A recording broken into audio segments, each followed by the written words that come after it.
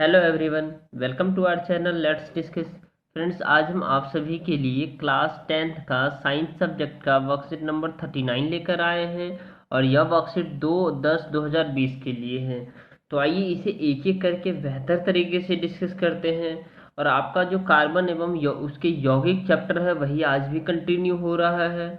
और इस वर्कशीट में आपके board exam point of view से क्या इम्पोर्टेंस है उसे भी मैं बताऊंगा। तो आइए एक एक करके बेहतर तरीके से डिस्कस करते हैं।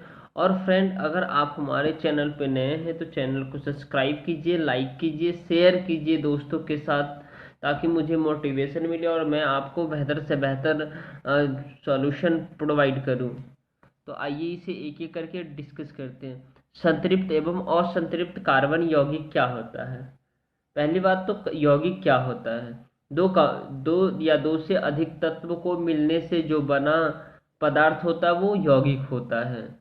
जैसा कि आप देखिए जैसे कि आप देखिए CO2 क्या है, ये एक यौगिक होता है। ठीक है, जैसे कि आप देखिए H2O, ये क्या है, एक यौगिक है। ठीक है। अब आपको यहाँ समझना ये है, जो संतृप्त एवं असंतृप्त कार्बन यौगिक क्या होता है। संतृप्त जैसे कि हम अभी पढ़ चुके हैं कि हाइड्रोकार्बन वे अणु है जिसमें कार्बन एवं हाइड्रोजन परमाणु पाए जाते हैं। मतलब हाइड्रोकार्बन मतलब जिसमें कार्बन और एवं हाइड्रोजन परमाणु पाए जाते हैं, जिसमें कार्बन और हाइड्रोजन परमाणु पाए जाते हैं उसे संतृप्त कहते हैं, यौगिक कहते हैं। और जो एक दूसरे के साथ आबंधित रहते हैं तथा इनमें दूसरे परमाणु हो भी सकते हैं और नहीं भी हो सकते हैं। ठीक है। और ये हाइड्रोकार्बन दो वर्गों में वर्गीकृत होते हैं, संतृप्त एवं असंतृप्त हाइड्रोकार्बन। तो आपको अच्छे से समझना है। तो आइए संतृप्त और असंतृप्त हाइड्रोकार्बन के बारे में डिस्कस करते हैं।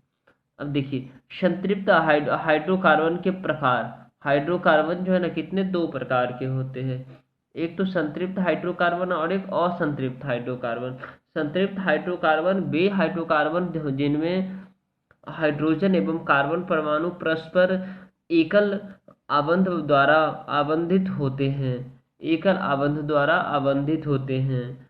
और असंतृप्त हाइड्रोकार्बन वे हाइड्रोकार्बन जिनमें सभी अणु कार्बन परमाणु परस्पर द्वि या त्रिआबंध से बने होते हैं।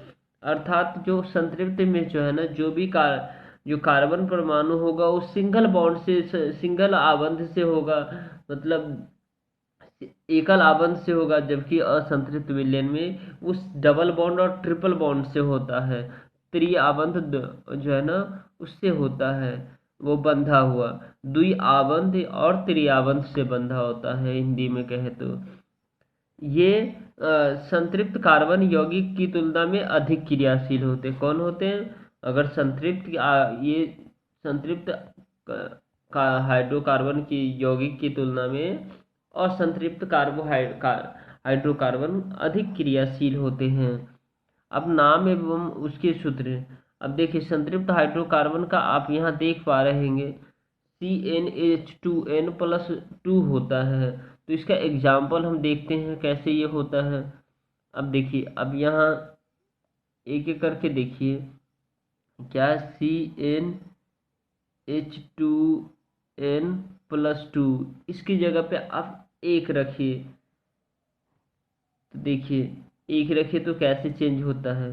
जैसे CN की जगह पे 1 रखा आपने, H2n2 × 1 रखा आपने, +2।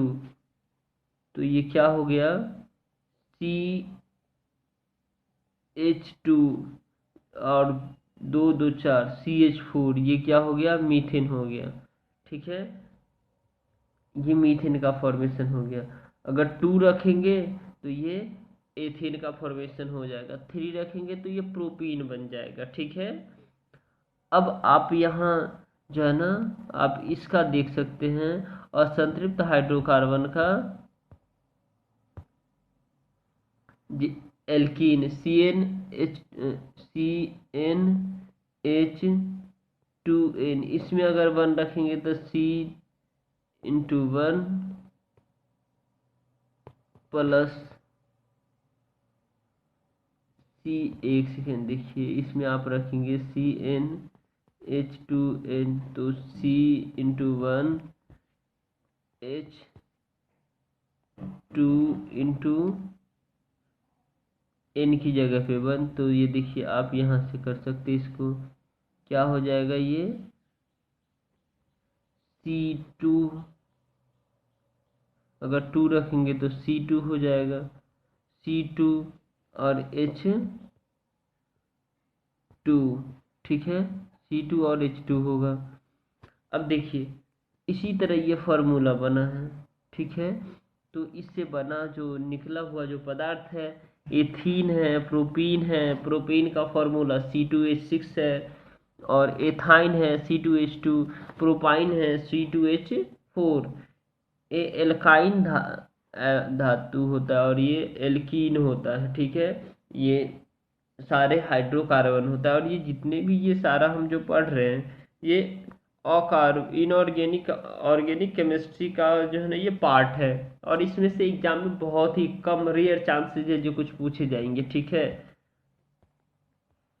अब देखिए इसका स्ट्रक्चर देखिए, मीथेन का स्ट्रक्चर देखिए, एथेन का देखिए कैसा स्ट्रक्चर है, ठीक है। अब एथीन का भी स्ट्रक्चर देखिए और एथाइन का स्ट्रक्चर देखिए, तो मीथेन का इधर देखेंगे आंसर में, एथेन का भी देखिए, प्रोपीन का भी देखेंगे, एथीन का, तो ये कैसे बनता है बेसिकली। अब देखिए CH4 है, तो एक बार इसको मैं बता देता, ये देखिए कार्बन, इसके साथ एक हाइड्रोजन, इसके साथ एक हाइड्रोजन, इसके साथ एक हाइड्रोजन, इसके साथ एक हाइड्रोजन, तो ये क्या हो गया CH4, यानी ये मीथेन हो गया, क्या हो गया ये मीथेन हो गया, ठीक है। तो इस तरह से इसको हम बनाते हैं। अब देखिए श्रृंखलाएं, श्रृंखलाएं देखिए ये है क्या, क्रमशः एक, दो तथा 3 कार्बन परमाणुओं वाले कार्बन यौगिक मेथेन, एथेन तथा प्रोपेन है। कार्बन परमाणुओं की इस प्रकार की श्रृंखला में कई कार्बन परमाणु हो सकते हैं। अब देखिए जैसे कि अभी जो है ना आपके एनसीईआरटी बुक में ये बहुत अच्छे से दिया हुआ, ठीक है, मीथेन CH4, तो ये किस तरह से ये इस क्या है संरचना है इसका, एथेन है, प्रोपेन है, ब्यूटेन है, पेंटेन है, ठीक है, हेक्सेन है, तो इस तरह से दिया हुआ है। अब देखिए शाखाएं क्या होती हैं,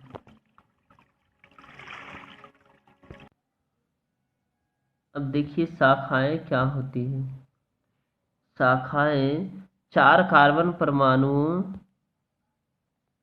से बने ब्यूटेन के कंकाल बनाए दो दो भिन्न कंकाल बन सकते हैं।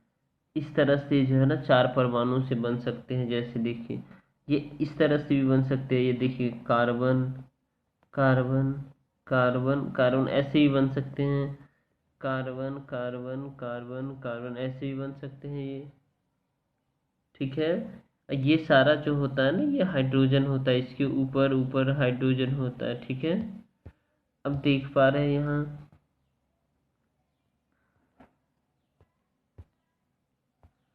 शेष संयोजकता के स्थान पर हाइड्रोजन भरने से निम्नलिखित संरचना प्राप्त होती है। जैसे कि यहाँ देख लीजिए इस तरह का जो है ना हाइड्रोजन भरने से संरचना प्राप्त होगी। समान आणविक सूत्र लेकिन विभिन्न संरचना वाले ऐसे यौगिक संरचनात्मक समन्वय कहलाते हैं। क्या कहलाते? संरचनात्मक समन्वय कहलाते हैं। अब देखिए यहाँ पे आप देख पा रहे हैं वलय, कुछ यौगिकों में कार्बन के परमाणु वलय के आकार में उपस्थित होते हैं, जैसे कि साइक्लोहेक्सेन का आणविक सूत्र C6H12 एवं संरचना निम्न है। साइक्लोहेक्सेन का आणविक सूत्र और संरचना, ठीक है, ये दोनों हैं, ये संतृप्त एवं असंतृप्त हो सकते हैं, जैसे बेंजीन, बेंजीन है ये, ठीक है, ये क्या है बेंजीन है। बेंजीन कैसे होता है एक बार मैं बना के आपको दिखाता हूँ। देखिए एक कार्बन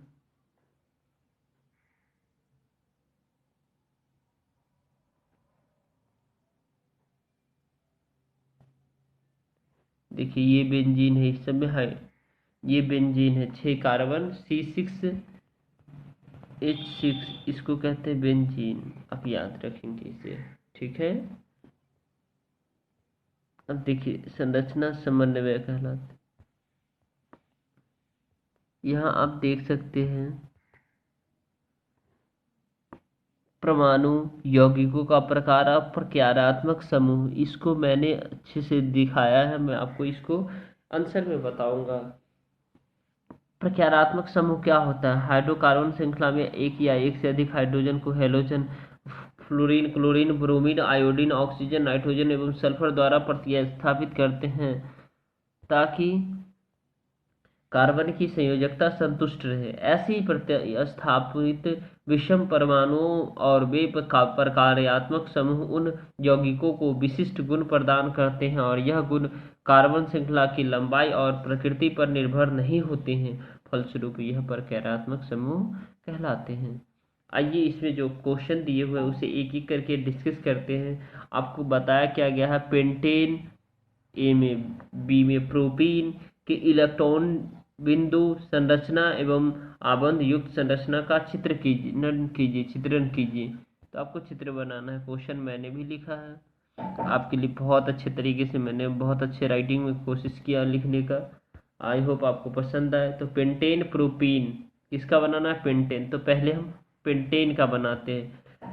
तो पेंटेन का देखिए ये क्या है, पेंटेन का जो है ना बिंदु संरचना है। बिंदु संरचना तो देखिए यहाँ ये जो जैसे ये कार्बन है, तो कार्बन में कार्बन के जो ये देखिए कार्बन का एटॉमिक नंबर 6 होता है, तो 2 4 होता है ना इसका, है ना। तो ये आउटर मोस्ट लेयर में ये 4 रख रहा है, ठीक है, अपने आउटर मोस्ट लेयर में ये 4 रख रहा है। तो यहाँ देखिए एक ये है इसका आउटर मोस्ट लेयर का, ये है एक आउटर मोस्ट लेयर का, ये है और एक ये है, ठीक है। तो ये चार चार तो ये हो गया, और एक एक हाइड्रोजन का ये इलेक्ट्रॉन ये है, ठीक है। ये एक एक करके जो है ना इसका जो है ना नंबर है, क्या है, परमाणु संख्या में, ठीक है। हाइड्रोजन का एक होता है ना परमाणु संख्या, ये देखिए। और ये इसने क्या किया, इस कार्बन से साझा करके ये अपना अष्टक पूरा कर लिया, अष्टक पूरा कर लिया, क्या कर लिया, अपना ये अष्टक पूरा कर लिया। आप देख पा रहे हैं अष्टक, और ये कैसे होता है ये आपको समझा रहा हूं मैं। अष्टक इसी तरह दूसरा कार्बन है, ये भी अपना अष्टक पूरा कर लिया, ये भी अपना अष्टक पूरा कर लिया। अब ये कैसे होता है ये आपको समझना जरूरी है, जो ये अष्टक कैसे होता है। जैसे मैंने आपको बताया था, यहाँ देखिए आपको बता रहा हूँ एक बार,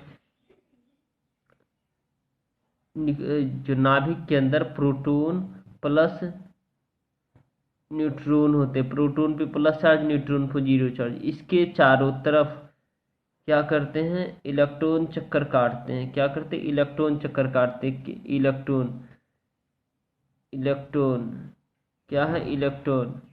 ये के किस कैसे, ये के एल एम एन सेल में काटते हैं, ठीक है। अब देखिए के एल एम सेल में चक्कर काटते हैं नाभिक के चारों ओर, तो के में 2 एल एम एन, तो ये 2 8 18 32 ये परमाणु संख्या ये रखते हैं। अब देखिए 2 है ना तो ये फुलफिल है, ठीक है। और ये 4 है, 8 है, तो ये 4 जो है ना ये हाफ फिल्ड हो जाएगा, यानी आधा भरा हो जाएगा। इसको अपने अष्टक पूरा करने के लिए 8 चाहिए, ये भी इसे भी अष्टक पूरा करने के लिए 18 चाहिए। तो इसी प्रकार ये दिया गया है, ठीक है। तो इसको आपको एज इट इज जो है ना अपने कॉपी में बेहतर तरीके से बनाना है।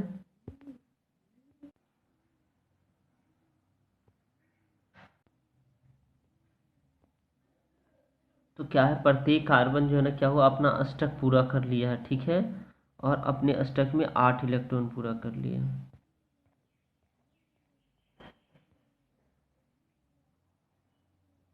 ये देखिए ये भी इस तरह से आबंध संरचना बनाते हैं, ठीक है। इसमें आपको क्या करना है, ऐसे करना है,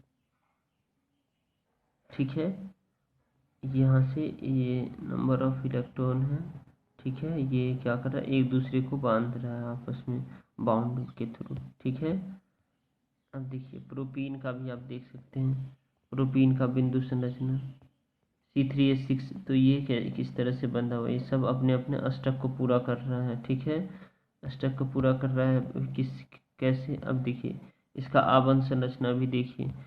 अब आपको बताया हूँ अभी जो मतलब यही, जो एक बार मैं फिर बता देता हूँ। जैसे देखिए प्रोटॉन प्लस न्यूट्रॉन जो है ना क्या करता है, प्रोटॉन प्लस न्यूट्रॉन होता है न्यूक्लियस के अंदर, प्रोटॉन पे प्लस चार्ज न्यूट्रॉन पे जीरो चार्ज होता है, इसके चारों ओर जो है ना क्या करता है, इलेक्ट्रॉन चक्कर काटता है, किसमें, K L M N cell में, ठीक है। तो के में क्या होता है, के में क्या होता है, के इक्वल टू 2 होता है, L M N 2 8 18 32, तो ये 2 फुल फील्ड है, ये 4 होगा तो हाफ आधा फील्ड होगा, और ये 8 होगा तो फुल फील्ड होगा, ये 18 होगा तो फुल फील्ड होगा, ठीक है, पूरा भरा हुआ होगा, ठीक है। अब देखिए एथेन क्या है, एथेन की इलेक्ट्रॉनिक बिंदु संरचना एवं आबंध युक्त संरचना का चित्रण कीजिए। इसकी संयोजकता को संतुष्ट करने के लिए दो कार्बन परमाणुओं के बीच कितने आबंध आवश्यक है। तो आप देख पा रहे हैं यहाँ पे दो, इसकी संयोजकता को पूरा करने के लिए जो है ना देखिए इस तरह से फिर आप बनाएंगे, ये क्या करेंगे, एथेन C2H6 एथेन का इस तरह से आपको क्या करना पड़ेगा, फार्मूला बनाना पड़ेगा, ठीक है। C2H6 इस तरह से आपको बनाना पड़ेगा, और दो कार्बन के अणुओं की आवश्यकता होती है, दो कार्बन के अणुओं की आवश्यकता होती है, प्लस में ये सिंगल बॉन्ड, सिंगल आबंध की क्या करते हैं, आबंध का बस कितने आबंध होता है, सिंगल आबंध, कितने सिंगल आबंध मतलब जो है ना एकल आबंध की आवश्यकता भी है, एकल आबंध की भी आवश्यकता है,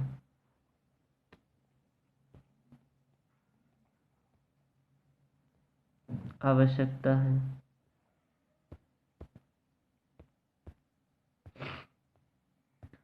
एक अब इसका जो है ना संरचना सूत्र भी देख लीजिए, इसका संरचना सूत्र ऐसे है, आबंधन संरचना सूत्र, एकल बंधन की आवश्यकता होती है, ठीक है। तो आई होप आपको समझ में आ रहा होगा।